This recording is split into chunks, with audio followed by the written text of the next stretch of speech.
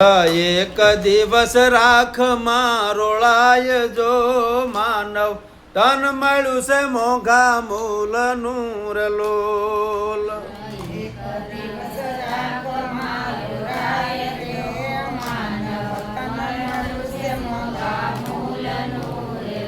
All ક્યાંથી આયા ને તમે ક્યાં જશો રે લોલ.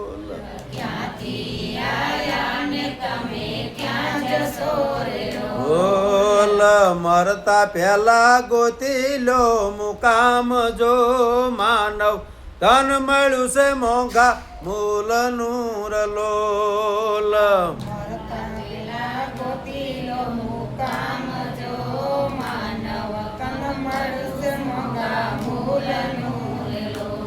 આ કડીની અંદર શું કહે છે?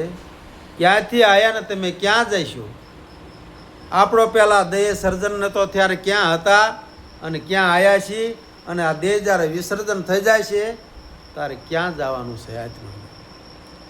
આ જળ તેજ વાયુ અગ્નિ પૃથ્વી ને આકાશ પાંચ તત્વો આ સર્જન થાય છે અને પાછા વિસર્જન થઈ જાય છે. પણ જીવ તો અનાદિથી જીવતો છે. જીવ છે અનાદિથી જીવતો, જગત મરેલું જાણે હરજી કહે આ બધું ખપે અને નિપજે, આ બધું માયાનું મનાણ છે. એટલે કે છે ક્યાંથી આયા ને તમે ક્યાં જાશો? આપણો આ દેહ તો માતાના ઉદરમાંથી આવ્યો અને મસાણમાં જવાનો છે. પણ આપણો જીવાત્મા ક્યાં હતો? અને આ જ્યારે આપણું અંતમ ઘડી આવી જાય છે પછી ક્યાં જવાનું છે? સંતો એનું સરનામું ગોતવાનું કહે છે. અને સંતો સદગુરુ એનું સરનામું આપી દેશે કે તું અહીં હતો અને તું અત્યારે અહીં છો અને પછી અહીં જવાનું, એનું ઠેકાણું ગોતે. તેમાં કૃષ્ણ ભગવાન કહેશે કે કોક મને જો ઓળખવો હોય તો બ્રહ્મનિષ્ઠ સોતર્ય સદગુરુના ચરણે તું પહોંચી જા. ભગવાન તો નકર પાસે જ ઊભા હતા, પણ એ ઓળખાય એવા નથી. ભગવાન નિરંજન નિરાકાર છે. અને જ્યારે જ્યારે અધર્મ વધી જાય અને ધર્મની સ્થાપના માટે યુગે યુગે ભગવાન આવું સગુણ રૂપ લઈને આવે છે. બધા ભક્તોને ધર્મની સ્થાપના માટે યુગે યુગે ભગવાન આવ્યા છે. એટલે ભગવાન નિરંજન નિરાકાર છે અને સગુણ રૂપે હોત છે. એટલે તેમાં કહે છે ક્યાંથી આવ્યા ને તમે ક્યાં જાય છો? મરતા પહેલા આનું મુકામ ગોતી દો. અહીંયા કાયમ રહ્યા નથી કોઈ રાજવીર લો.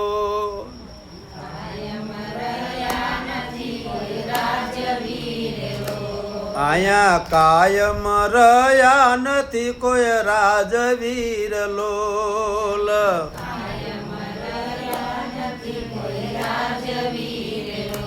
ઓલ સોડી ચાલ્યા ઘર ને ગામ જો માનવ તન મળ્યું છે મોઘા મૂલનું રલોલ. સોડી ચાલ્યા ઘર ને ગામ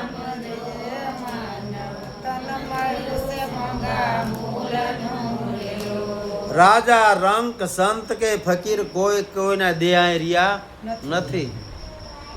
છોડીને પછી ઘર ને ગમે એટલી મિલકત ને રાજ ને વૈભવ હોય તો બધાને એક દી જવું પડે. તો આ વીજળીનો સમકારો છે. મોતી જો પોરવો હોય તો પહેરવી લીજો. આપણે કોણ છે ને ક્યાંથી આયા બરોબર જાણી લીજો. આત્મ તત્વને જાણ્યા વગર આ જીવાત્માનો ઉદ્ધાર થાય એવું નથી. કોઈ શાસ્ત્રમાં એવું નથી લખ્યું કે મંદિર જાઓ તો તમારા આત્માનો ઉદ્ધાર થાય છે. કોઈ શાસ્ત્રમાં એવું નથી લખ્યું કે તીરથ કરવા જાઓ તો તમારો ઉદ્ધાર થઈ જાય છે. તીરથ તો ઘરના આંગણે છે. મા બાપની સેવા કરો. બહેનો માટે સાસુ સસરાની સેવા કરો. અને હમણાં બેને કીર્તનની અંદર કીધું હતું કે પતિ છે પરમેશ્વર ભગવાન જ છે. બહેનો માટે જે પોતાનો પતિ છે આજ પરમેશ્વર છે, બીજો પરમેશ્વર છે નહીં. જ્યારે તમને સાચું આવું જ્ઞાન પ્રાપ્ત થાય છે ત્યારે તમારી સિવાય જગતની અંદર કોઈ બીજો છે જ નહીં. જ્યાં ભગવાનને તમે ગોતવા જાઓ, બીજો હોયા વગર. ભગવાન હોય તો તમે નથી, બે હોય ને તો દચપણું જ્ઞાન છે. આખા વિશ્વની અંદર એક જ જો દેખાય તો તમને અદ્વૈત જ્ઞાન સાચું જ્ઞાન પ્રાપ્ત થયું છે. નકર બે જો દેખાય તો દૈતપણું છે. એટલે આપણે તો નિમિત્ત માત્ર છીએ. આખા વિશ્વનો આખો સૃષ્ટિનો સર્જનહાર ભગવાન એને બધા ગોતવા માટે મથી રહ્યા છે. એટલે કોઈક બ્રહ્મનિષ્ઠ સોતરીય સદગુરુના ચરણે તમે પહોંચી જાઓ તો તમારા જીવાત્માનો ઉદ્ધાર થઈ જાય છે. તો તમે તમારા દુશ્મન નહીં, નકર તમે તમારા પોતાના દુશ્મન છો. કૃષ્ણ ભગવાન તેમાં કહેશે કે હે અર્જુન, તું તને બરોબર ઓળખી લે અને તારો શત્રુ ન બન, તું તારો દુશ્મન ન બન, તું તારો મિત્ર બની જા.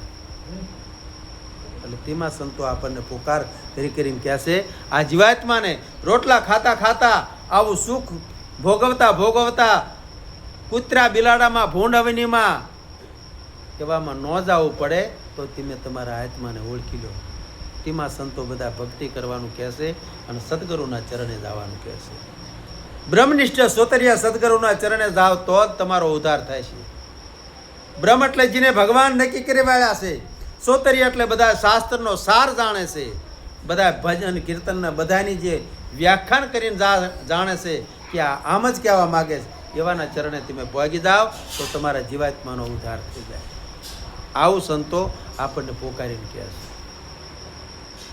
આ દેહ સતા વિદેહન પામવાર લોલ,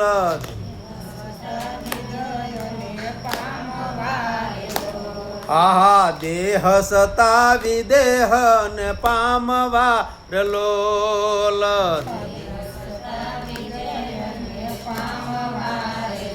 હોલ તજવા બધા પ્રકૃતિના ખેલ જો માનવ, તન મળ્યું છે મોંઘા મૂલ નૂર લોલ. તજવા બધા પ્રકૃતિના ખેલ જો માનવ, આ દેહ સતા વિદેહ એટલે ભગવાનને પામવાની વાતો છે. મર્યા પછી કઈ મુક્તિ એ મળતી નથી. જનક રાજા સીતાજીના બાપા દેહ સતા વિદેહને પામ્યા હતા. સદગુરુના ચરણે જ્યારે જ્યારે જ્યાં ને તારે એવી સંતની પદવી મળે છે, ભગવાનની પદવી મળે છે. ભગવાન કોઈ જન્મીને આવતા નથી, પણ ભગવાન થવાય છે સદગુરુના ચરણે. ક્યાં ભગવાનની ભક્તિ કરી દેખાડી. શંકર ભગવાન કોનું ધ્યાન ધરતા, રામચંદ્રજી ભગવાન કોનું ધ્યાન ધરતા, યોગ વશિષ્ઠના ચરણે જ્યાં તારે આવી સાચી વસ્તુ જાણી તારે પછી એમને ભગવાનના પદ મળ્યા.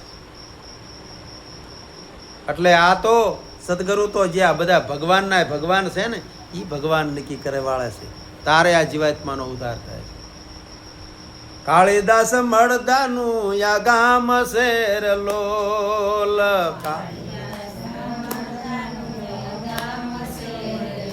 ઓલ કાળીદાસ મળદાનું યા ગામ શેર લોલ,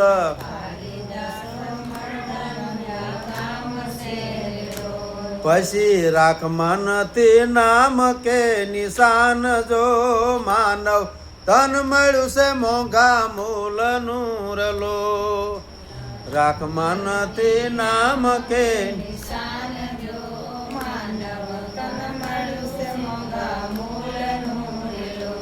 જ્યારે પહેલાના જમાનામાં ઓલા પૂતળા રમાડવા આવતા હતા, આપણે જોયા હોય તો ઉપર તાર બાંધ્યો ને ઉપર રહ્યો પૂતળા બધા બજાડતો હોય ને ખીલાડતો હોય, એમાં આખા વિશ્વને બધો એ રમાડી રહ્યો.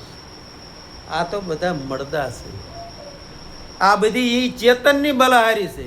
આપણે કેવી હું કર્યું આપણું કર્યું કે થતું નથી. એટલે આ બધા મળદાના જ ગામ છે. રાખમાં પછી શમશાનની અંદર જાઓ તો રાખના ઢગલા કોઈ નિશાન રહેતું નથી કે આ અમારા ફલાણાની રીક્ષા એવું કંઈ રહેતું નથી. એટલે અત્યારે આપણા હાથની અંદર બાજી આવી છે. જો તરવું હોય તો તરી જાયજો. આ ભવસાગર તરવાનું આવું નાવ આપણને ભગવાને આપ્યું છે. પછી આપણે ઓલું